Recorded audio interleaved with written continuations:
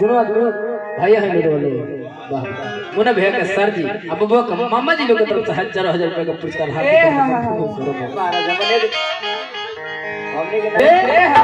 कि अरे चमचमांगा नवा शोभे भवनवा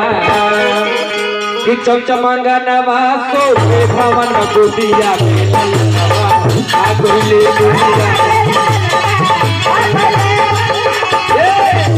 चमचमांगा नवा शोभे भवनवा चमचमांगा नवा शोभे गोदिया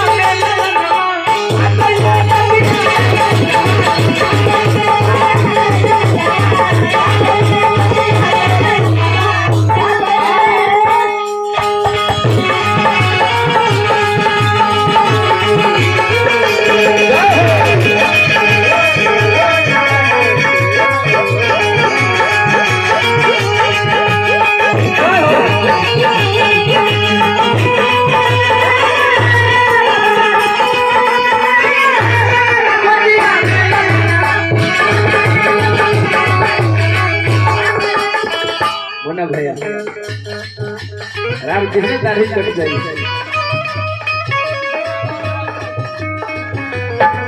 सुभाष यादव जी की तरफ से 1000 रुपए का पुरस्कार हार्दिक अभिनंदन करब रही जाओ देखी कैसे सोहर मगल होला कि बाबू के मोहम्मी लुटावे अनधनवा सोना जसरतन सभे पा गईले कि बाबू के मोहम्मी अरे लुटावे अनधनवा अरे कि सोना जसरतन सभे पा गईले कि बाबू के पापा सोहर मंगल कराव बाबा के सोहर मंगल कराव खूबू आ कोइले बाबू आ कोइले बाबू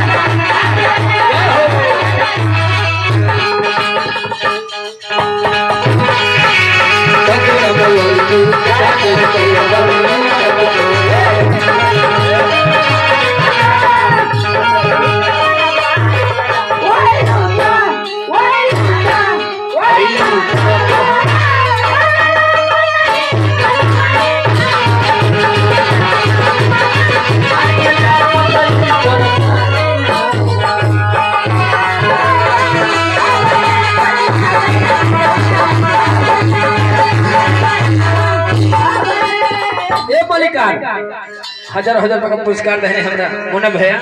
अजय भैया ऐसे और आगे कहे के बता बबुआ का बुआ केने बनी अजय भैया बबुआ का बुआ बनी नहीं बुआ ले बनी लेकिन माल पानी आवत नहीं थे कि बबुआ के बुआ देती ही गहनवा इहे दिलवा में श्रद्धा समा गईले मुन्ना भैया कि बबुआ के बाबू कि बबुआ के फुआ देती ही गहनवा इहे दिलवा में श्रद्धा समा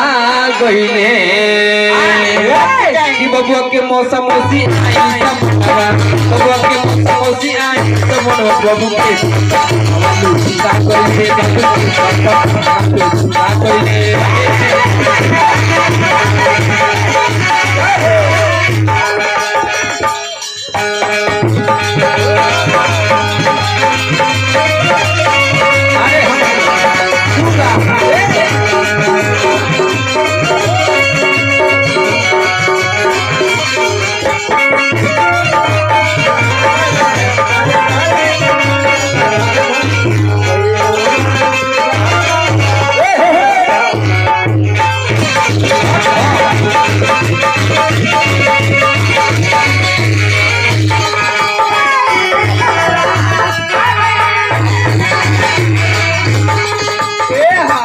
और लास्ट में से कहे के बा कि बाबू आगे बढ़स अपन नाम कर मैंने के चाहता कि बाबू आगे बढ़ जा, आगे बढ़ के अपना माई बाबू के नाम रोशन करो। सब लोग चाहता नु ए महाराज ठंडा न लग जाए। अरे मोना भैया है मुन्ना खूब जरूरत है बाजी, खूबे लोग के लगाओ तो सब चुनना ए हां ये का नाम मुन्ना। ऐसे कहे के बा कि बाबू आगे बढ़ हो अपन नाम करो, इहे शुभ कामनावा दिया गइले। अरे बड़ा कि माही मनोज गावे सोहर, माही मनोज गावे सोहर बाबू के जाता गइले।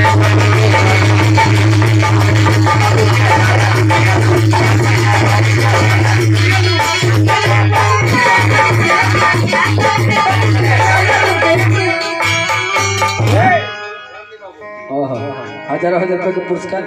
मुन्ना भैया की तरफ से। अब बबुआ के आशीर्वाद के स्वरूप हम गायब सर